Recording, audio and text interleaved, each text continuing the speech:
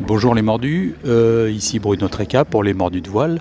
Je suis en interview avec Vincent Rioux sur le départ de The Bridge.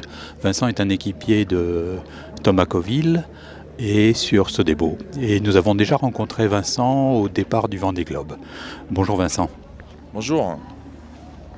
Donc tu es équipier sur cette transat The Bridge, la transat du centenaire. C'est la première course au large des ultimes, donc ça va être un beau panel. Qu'est-ce que tu en penses? Comment ça va se passer?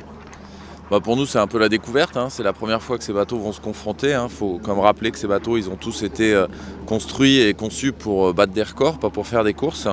Et du coup, ça va permettre un petit peu de mettre une hiérarchie dans la flotte, parce qu'aujourd'hui, tous les bateaux qui sont là déjà font pas les mêmes dimensions.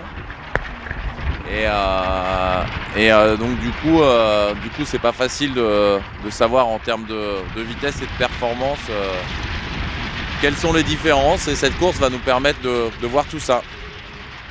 Ok, et donc Sodebo est plus conçu pour du solitaire. Sur une course en équipage, est-ce qu'il est bien adapté? Disons que volontairement les équipages ont été limités à 6 personnes, donc du coup l'écart n'est pas trop important. Maintenant, c'est sûr que par rapport aux bateaux qui disposent de 2 colonnes de moulin à café, sur Sodebo on n'en a qu'une, donc on joue de la manivelle, on se relaie, on trouve des solutions, mais c'est pas très grave au final, parce que sur du large, c'est pas forcément la manœuvre qui va faire la différence. Et puis à bord, on a des gens comme Thomas bien sûr, mais aussi Jean-Luc Nélias ou Thierry Brien qui sont des habitués du bateau et qui maîtrisent donc super bien la machine. Donc je pense que ça devrait pas trop nous désavantager, et malgré cette petite différence avec d'autres bateaux, on ne devrait pas être trop pénalisé sur la partie manœuvre.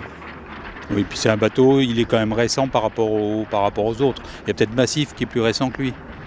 Alors le bateau aujourd'hui, dont on sait qu'il est le plus performant, c'est Massif, de par ses dimensions et de par son concept, hein, parce que c'est le bateau qui est le plus récent de la flotte, et on va dire qui a été chercher des concepts un peu plus modernes et un peu plus novateurs. Après, on a 2 bateaux qui sont assez similaires, qui sont Sodebo et Hidek, hein, chacun avec leurs avantages et leurs inconvénients. Et on a un bateau plus petit qui est Actual, qui sera forcément un peu moins performant que les 2 premiers, mais voilà, qui peut aussi tirer son épingle du jeu, parce qu'il ne va pas forcément être amené sur les mêmes routes que les premiers, n'ayant pas les performances équivalentes dans les mêmes conditions météo, à vrai dire. Il n'a pas les mêmes polaires de vitesse, donc il pourrait créer la surprise en passant par un autre chemin que les 3 autres. Et donc, est-ce que tu peux nous parler un petit peu des différents rôles d'équipage et de ton rôle à toi? À bord des bateaux, là, à 6, à vrai dire, on peut définir 3 grands rôles, hein. Le premier, c'est le rôle du skipper, qui est comme manager et coordinateur général du système. Ça, c'est un job particulier. Ça dépend des bateaux. Chez nous, tout le monde est en quart. Sur d'autres bateaux, je sais que sur Massif, François est hors quart, mais sinon, chez nous, tout le monde est en quart. Après, le deuxième rôle, c'est le navigateur, qui lui est en charge de la navigation, la stratégie. Donc lui, c'est pareil, il a vraiment un boulot qui est assez différent des autres, une grosse partie de son temps. Et puis après, le reste de l'équipage est dédié à la performance du bateau. Donc en 1, les réglages et la barre, et en 2, la manœuvre, forcément, quand il faut adapter le plan de voilure aux conditions météo. Et donc les équipiers, vous êtes assez techniques ou bien assez polyvalents. Je vois qu'il y a aussi Billy Besson qui est à bord, donc c'est quand même une approche Jeux Olympiques un petit peu différente. Ouais, c'est sûr qu'on va essayer tous s'enrichir les uns des autres de nos expériences mutuelles. Maintenant, en dehors de Thomas et de Jean-Luc Nélias qui est navigateur, on a tous comme mission de barrer et de régler. Alors on saura profiter des compétences de barreur de Billy, forcément quand les conditions vont être compliquées, quand il faudra beaucoup de finesse pour réussir à faire avancer le bateau. Maintenant, on va se partager ces tâches-là, et voilà, mais bon, ça pose pas de problème, parce qu'à bord on a quand même un équipage de gens qui sont très professionnels, très compétents, donc je pense qu'il y a beaucoup de gens qui savent tout faire, et ça c'est vrai que ça va nous faciliter la tâche. Et donc pour toi, tes projets futurs, à titre personnel, tu fais la Jacques Vabre, tu as d'autres projets? Ah bah là j'ai un projet de Jacques Vabre en gestation, mais c'est encore un petit peu tôt. Et puis derrière, j'aimerais bien rejoindre mes camarades sur la classe ultime. Donc aujourd'hui, je travaille sur un projet pour essayer d'être présent au départ du Tour du Monde des Ultimes en 2019. D'accord. Et sur quel bateau? Si je suis au départ, ce sera sur l'actuel Sodebo, puisqu'ils sont en train d'en construire un nouveau.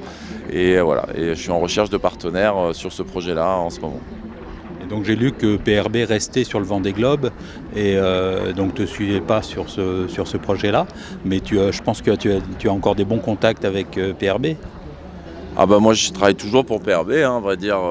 PRB sera sur le prochain Vendée Globe, avec moi ou sans moi, on n'a pas encore décidé, mais pour une entreprise comme PRB, le projet ultime n'était pas forcément le projet le plus pertinent, déjà parce qu'ils ont un modèle autour du Vendée Globe qui fonctionne très bien, et surtout le Vendée Globe aujourd'hui est plus à la taille de la dimension économique de l'entreprise PRB que le modèle ultime, hein. Qui dit gros bateau, qui dit grosse machine, dit gros budget. Et après, il faut aussi, pour pouvoir optimiser son opération de sponsoring, rester dans une gamme de budget qui correspond à la réalité économique de votre entreprise. D'accord, merci Vincent. Et puis on va te souhaiter déjà une bonne Transat, une bonne The Bridge, et puis bon vent pour tous tes projets et justement sur Ultime. Merci beaucoup et à bientôt, les mordus. Au revoir.